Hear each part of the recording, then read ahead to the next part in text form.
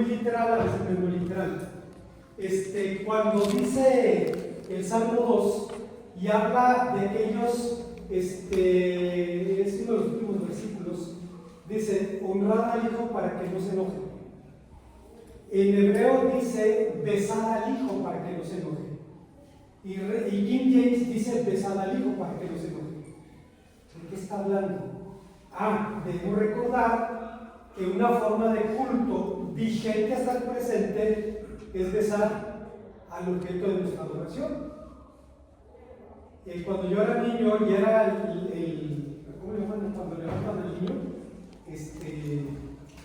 Esta fiesta donde sí, levantan esa fiesta. Primero lo acuestan y luego lo levantan, ¿no? Ok. Y había que besar al bonito para que te dieran un dulce. El beso que en aquel tiempo era un huevito, ni sabían tan bien, pero bueno,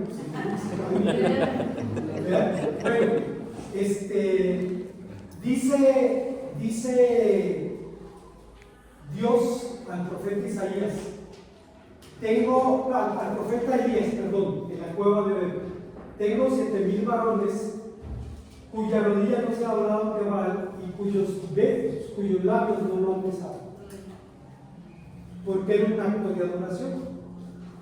Entonces, aquí lo que está diciendo cuando dice besar al hijo, está hablando del culto que se da a Dios.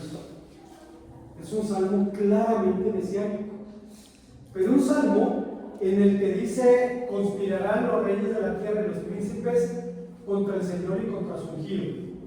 Dice Juan Escamo, esta expresión tiene que ver más con el Salmo 2, versículo número 2. Dice,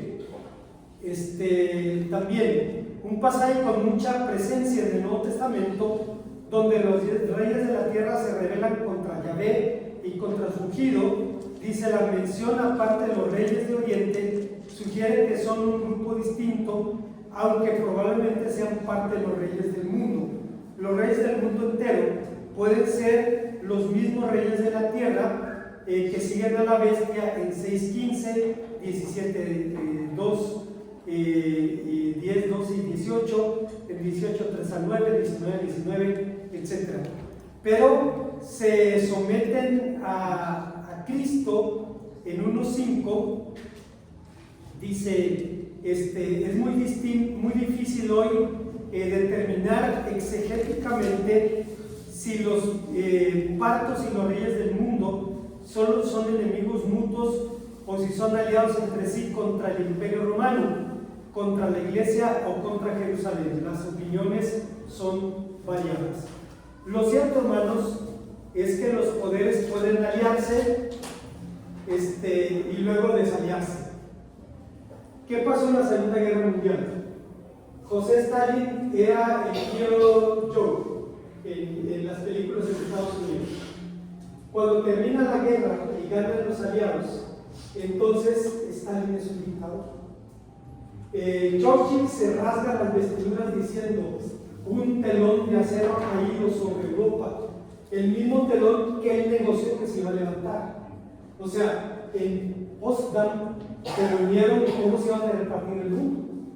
Y entonces Stalin dijo, lo que yo ocupé es mío y lo que ustedes ocuparon es suyo.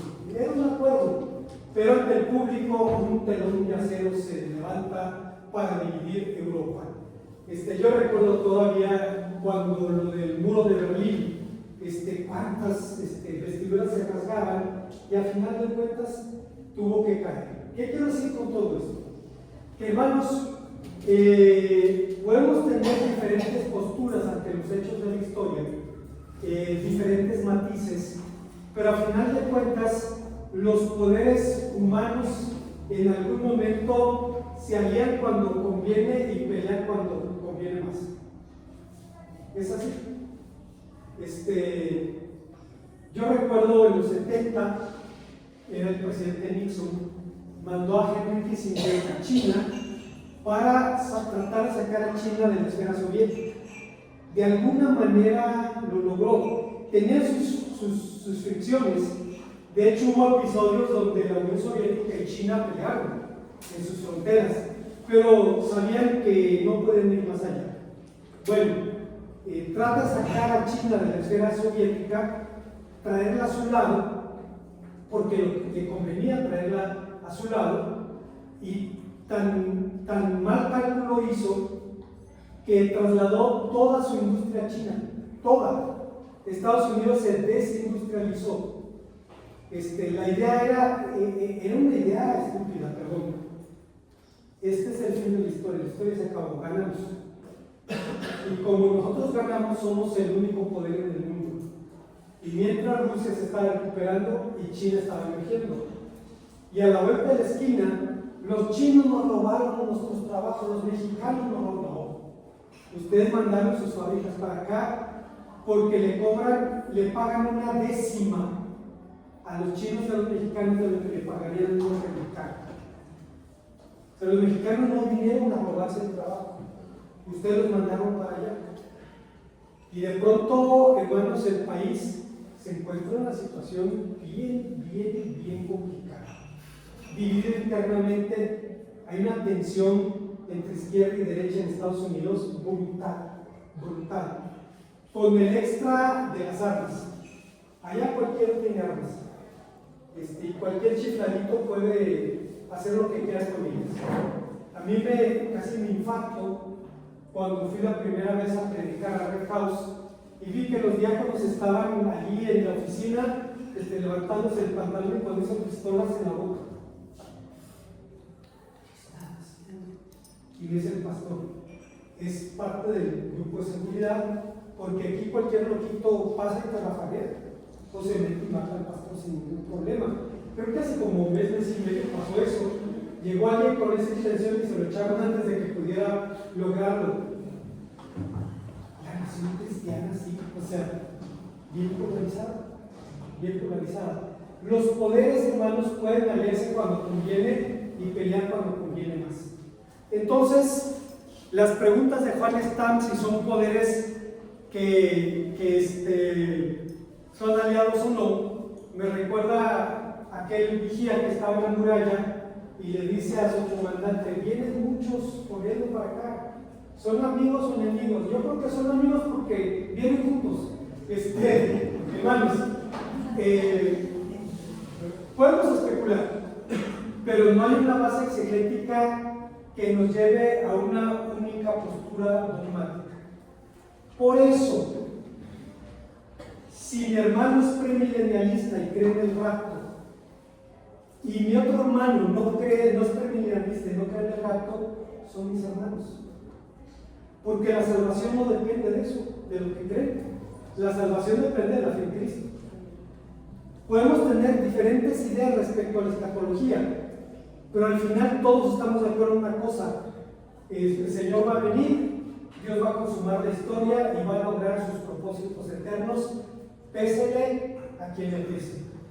Así es que nos quita, hermanos, de pelear entre nosotros. Yo no sé si ustedes sepan, el premilenialismo tiene 200 años y es un invento de dos jesuitas españoles. ¿Para qué lo inventaron? Para quitarse encima el problema de la lectura de los protestantes respecto a la bestia, o al anticristo, perdón. Hasta el siglo XIX los protestantes estaban de acuerdo: el anticristo es el Papa. Así.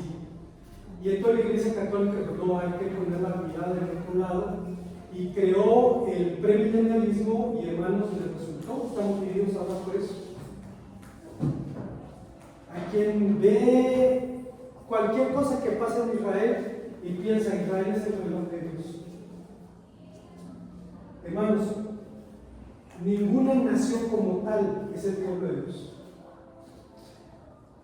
Es más, Dios tiene pueblo en todas las naciones, judíos y gentiles. Una entidad política como ser el Estado Vaticano o el Estado de Israel no son el pueblo de Dios. Dentro de Dios hay creyentes de Dios. La iglesia está formada por judíos y gentiles conversos, pero como nación no representa ni a Dios ni a su reino. La única vez, hermanos, en las que un reino terrenal fue figura del reino de Dios fue el siglo de oro, bajo David y Salomón. Allí sí. Y sería el punto de referencia para el futuro. Por eso los profetas posteriores dirían: y David mi siervo le pastoreará. ¿Cómo? Porque dice eso Ezequiel. David había muerto siglos antes. Porque David es el Mesías, que va a señorear sobre su pueblo. Ahora, la noción de remanente aparece en los profetas. En los profetas pre-exílicos, antes del exilio de Babilonia, ellos creían que el remanente eran todos los judíos que sobrevivieron a la guerra. Los profetas post-exílicos dijeron: no, son los fieles de los que sobrevivieron. ¿Se contradicen los profetas? No, la revelación es progresiva, va de menos a más. Y entonces Dios dice, y San Pablo lo confirma en su carta a los Romanos: no todos los descendientes de Abraham son israelitas. Lo son los hijos de la promesa, lo son los creyentes en Cristo, judíos y gentiles.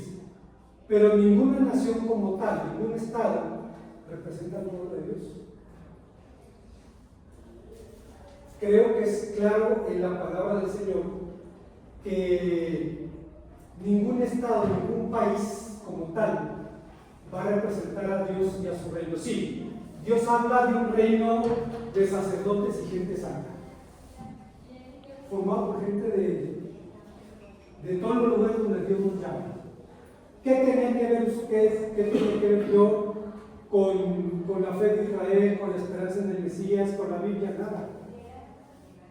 Pero nos salió del pueblo y nos llamó a ser coherederos con Cristo, coherederos de la promesa de la que participamos judíos, gentiles, hombres, mujeres, blancos, negros, ricos, pobres, siervos, libres, siendo, decía Moltmann, una fraternidad de desiguales. Si la iglesia quiere ser iglesia de Cristo, debe ser una fraternidad de desiguales, donde el rico, el pobre, el hombre, la mujer, el siervo, el libre, el blanco, el negro sean hermanos. A mí me sorprende y me conmueve, hermanos, ver hermanos que tienen mucho tiempo en la iglesia, que se saludan con el mismo cariño con el que saludan a los hermanos que tienen poco tiempo en la iglesia.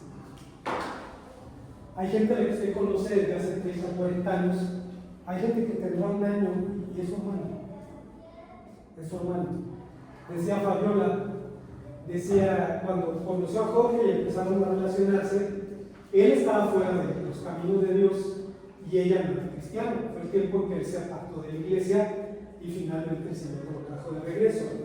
Decía Fabiola, a mí me sorprende que en el círculo donde ellos se mueven, dice, Jorge llega y bromea y juega con el que hace el aseo en el museo. Dice, va y habla con el director. ¿Cómo? Dice, donde yo crecí eso no pasa. Hablas con tus iguales. Dice, hasta que vine a la iglesia. Hasta que vine a la iglesia. Y vi que el rico, el pobre, el blanco, el moreno, no están. Somos uno en Cristo. Estamos unidos en Cristo. Por eso, hermanos, a final de cuentas, fuera de lo especulativo, dice Juan Stam, dice la siguiente frase: el gran día del Dios Todopoderoso tiene fuertes tonos escatológicos y requiere un análisis cuidadoso del concepto bíblico del día del Señor.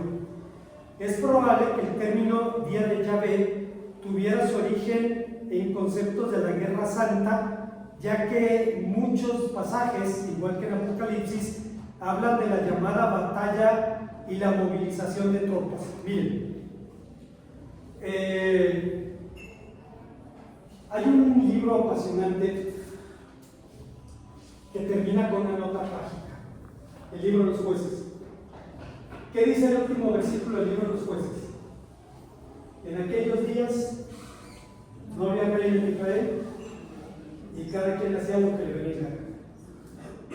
es el resumen del espíritu de ese tiempo. Pero había verdaderos creyentes también allí. Entre ellos, una mujer cuyo nombre significa abeja. Una mujer que convoca a un comandante improvisado para pelear en contra de Císara y sus carros de combate. Hay comentaristas judíos que dicen, no, ella nunca fue jueza, lo dice Maimónides, un rabino judío español de la Edad Media, porque la Biblia no dice no pondrás una reina sobre ti o una capitana sobre ti.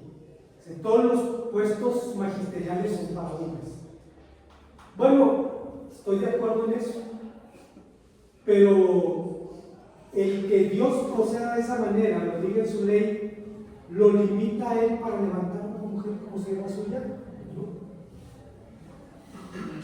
Creo que es congruente con el libro de Jueces y el mensaje de Pablo.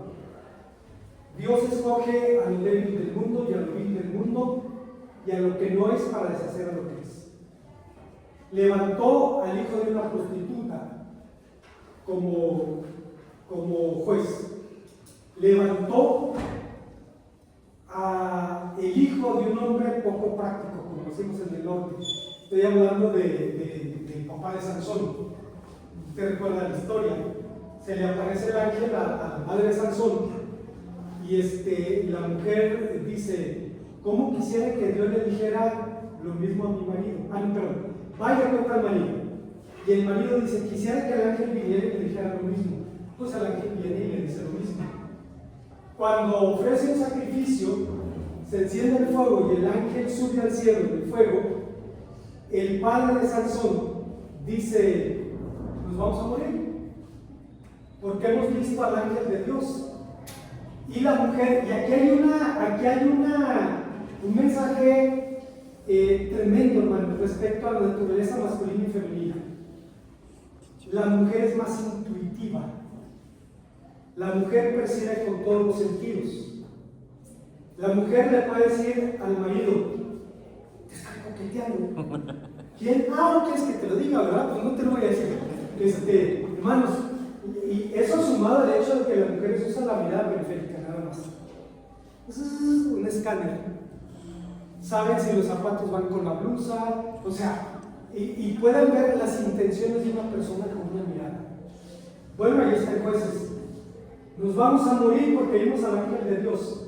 Viejo, si Dios hubiera querido que nos hubieran muerto, nos hubiera matado y no hubiera aceptado nuestro sacrificio. Escogió una mujer, Débora, para salvar a Israel. Y es más, aunque Maimónides lo contradiga, dice la Biblia, y fue jueza, dice, juzgaba bajo una palmera a todo Israel. Fue un ministerio nacional, a diferencia de los otros que eran tribales. Bueno, Dios escoge a lo débil del mundo, a lo vil del mundo, para deshacer a lo que no es. Recuerdo hace unos años, una hermana, tenía en ese tiempo ella unos 60 años, y me dice, me profetizaron que voy a ser profeta a las naciones. Ah, felicidades, hermana. ¿Por qué no empieza en Pie de Gallo? Pie de Gallo es una comunidad que está a 40 kilómetros. ¿Perdón? Adelante Santa Rosa, sí. 30 kilómetros de aquí. ¿Por qué no? Allá apesta puerco, apesta vaca, huele estiércol, huele. Usted quiere que la manden a París, a todo, a Nueva York, a donde quiera, ¿no? Y con viáticos. Claro, con viáticos pagados. Por eso, hermanos, yo soy un enemigo de los proyectos donde una iglesia subvenciona el turismo religioso. Vamos a mandar a fulana a la India. ¿Tiene entrenamiento ministerial? No. ¿Tiene un llamado claro, frutos claros? No. ¿Habla la lengua? ¿Por qué la mandas? Hermanos, escúchenme por favor con atención. Algunas iglesias jugaron a eso mandando muchachos al mundo islámico que se hicieron musulmanes. ¿Por qué? Porque no sabían ni lo que creían y querían matar a los musulmanes. Entonces Dios usa lo que Él quiere, mientras el instrumento sea dócil. Recuerdo, hermanos, perdón que me desvíe esto, pero vale la pena. Lo he contado en otras ocasiones. Hace unos 20 años tuvimos un curso de gramática hebrea y para sorpresa mía vinieron solo 4 chicas. Una de Querétaro, una de Montreal, una de Bombay y una de no recuerdo qué lugar de Inglaterra. No sé si era Liverpool. Eran 3 que hablaban inglés y una que hablaba español. Y entonces el curso se convirtió en un reto porque medio en español, medio en inglés, con la limitación del inglés tenía que explicar conceptos gramaticales y cuestiones específicas. Y en algún momento en la clase surgió el tema del nombre de Dios, que como sabemos, hermanos, es Yahvé. Lo siento, aquí están en lo correcto las Biblias católicas. Lo siento mucho. Ese es el nombre de Dios. Bueno, y eso lo sabemos por deducción y por referencias directas. Teodoreto, un padre del siglo V, que hablaba griego, dijo, del nombre de Dios los judíos nunca lo pronuncian, pero los americanos lo llaman latín. Ahí está. Bueno, llegamos al nombre de Dios. Y el nombre de Dios no se pronuncia en hebreo. Y dice Gulnar, la chica de la India, dice, qué raro, en mi religión, entre más repitan los nombres de los dioses, es mejor. Y una de las compañeras voltea y dice, pues ¿cuántos dioses tienes? Dice, 2. Hermanos, sentí que la barranca del cobre se abría entre un servidor y esa chica. ¿Cómo le hablas a una chica que tiene 2 doctorados, uno en matemáticas y otro en lengua inglesa, que habla 3 idiomas o 4, hindi, kurdo, inglés y algo de español, y que tiene 2 dioses? ¿Cómo le hablas? ¿Cómo llegas allá? Y yo tenía esa duda hasta que un día fui a un pueblo de Zacatecas a la boda de Samuel Lagunas, el sobrino de la hermana Silvia, y me presentó a un primo suyo que era misionero en la India. Y dije, es mi oportunidad, y le hice la pregunta, oye, pasó esto, ¿cómo le haces? Y me dice, mira, en el hinduismo no importa tanto si tienes un dios, 2 dioses o 500 millones de dioses, eso no importa. Dice, lo importante es que hay dioses buenos y dioses malos. ¿Cuáles crees que son los más populares? Los malos. ¿Por qué? Porque la gente les tiene miedo. Y hay que hacer lo correcto para agradar a los dioses malos para que no te hagan nada malo. Los dioses buenos no te van a dañar, pero los malos sí.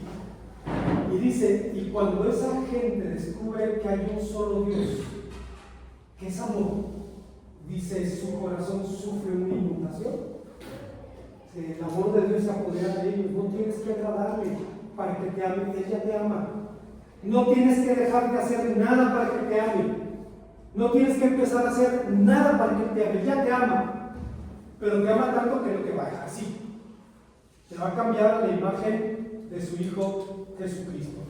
Entonces, dice Juan Stam que para entender la idea de Juan, terminamos con esto, tenemos que hacer una recapitulación del día del Señor. Yom Adonai, el día del Señor, que es un concepto que se repite una y otra vez en los profetas y necesitamos entender su esencia para entender la guerra de la que habla el texto. ¿Alguna pregunta o comentario para terminar? Ok, entonces hay que ir al contexto, hay que ver el mensaje y después aplicarlo a nuestros días. Seguimos la próxima semana. Gracias, hermanos. Dios los bendiga.